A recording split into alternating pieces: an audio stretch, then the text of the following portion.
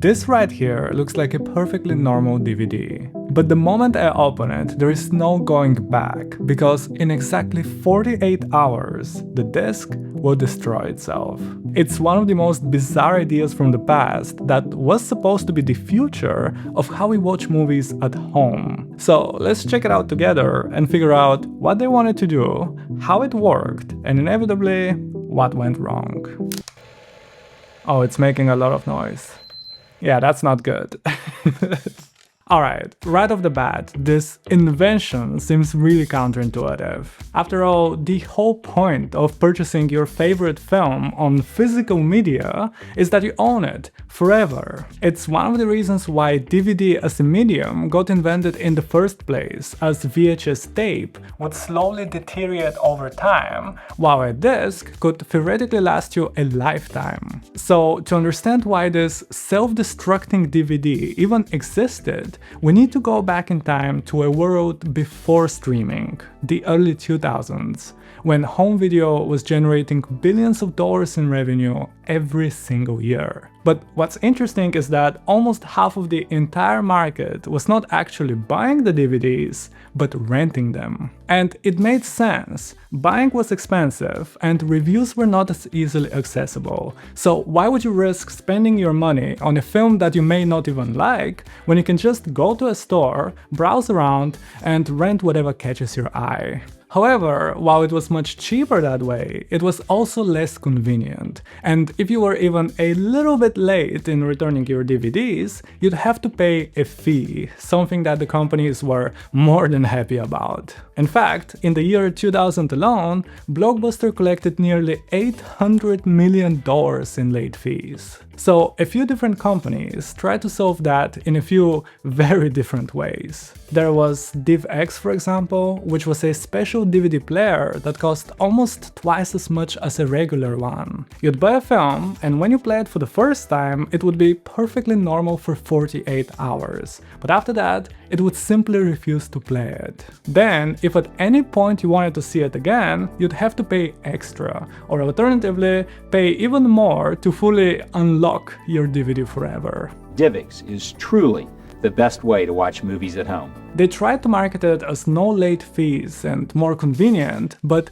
considering that the disc itself was perfectly fine and it was the player that was artificially preventing you from watching it, needless to say, people were not too enthusiastic about it. What if DIVX goes out of business? That's a fair question, but here's the bottom line. It's almost impossible to believe that DIVX could go under. Yeah, it failed in less than a year, and the company lost over $100 million, and as a result, all DVDs, including the forever unlocked ones, were permanently unplayable. It's going to be a big hit. There was also, of course, this little startup called Netflix, which tried solving the problem by simply sending you the movies over by mail. So, for a monthly subscription, you could rent and keep them for as long as you want, without worrying about late fees. But you would still have to physically mail them back before you could get anything else, and you would have to wait for a while before the film you wanted to watch actually arrived in your mailbox. So there seemed to be a gap in the market. The convenience of instantly buying a DVD and forgetting about it, combined with the lower price and minimum commitment of renting it, which is exactly where Flexplay came into the picture. Okay, so the instructions are pretty clear. Open the sealed inner package to activate the DVD. Watch within 2 days of perfect unlimited viewing in any DVD player, and then recycle or discard when DVD expires. And then again, in capital letters, for best results, open and watch your Flexplay DVD before the open by date printed below. Open by date. Oh, for best results, opened by May 2009? I mean, we'll still give it a go, see what happens. Let's take it out of the packaging. Again, there's a warning on the DVD, caution, do not open until ready to watch movie. So at least they were not trying to earn money by deceiving people who didn't know that it will expire once they open it, as they made very clear with multiple warnings that once you open this sealed package, the film will expire. Actually, it is a little bit discolored, and I think we might be able to see it better if I put some white paper under it. Oh yes, definitely.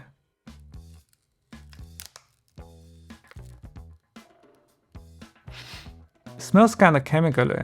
Should I have smelled that? It's some expired gas. I don't even know what this is. If this is my last video, please subscribe or I'll haunt you. Well, now it is officially activated and this is Flexplay in all its glory. I gotta say, the red color looks beautiful. I really like it. And it's really fitting for the film, which is There Will Be Blood, actually. Otherwise, it has the exact same dimensions as a DVD, it feels like a DVD, it looks like a DVD, so the only difference is the inside of it. Honestly, the way it worked was actually really smart. They called it the EZD, which was coincidentally my nickname in college, and it was a perfectly normal DVD that could be played on any DVD player. It would come in this vacuum-sealed package, and the moment you open it, the oxygen in the air starts reacting with the transparent dye inside the disc, activating it, and slowly turning its color to a very dark red. That chemical reaction just so happened to take about 48 hours, the typical rental period, and once it was over, the dark color of the disc made it physically impossible for the laser to read it. Let's just play it and see what happens. Here goes nothing.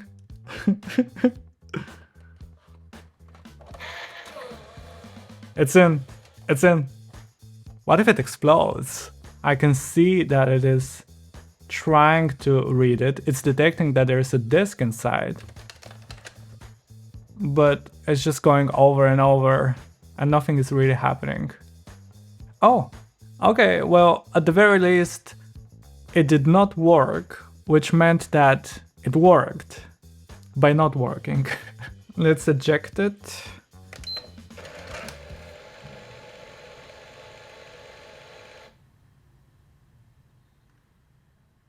Okay, can I get it back?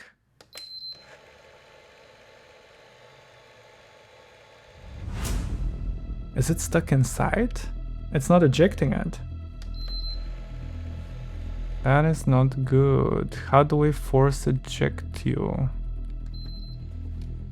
Is there... Oh no! It's not even my PlayStation. I should have probably asked for permission before I did that.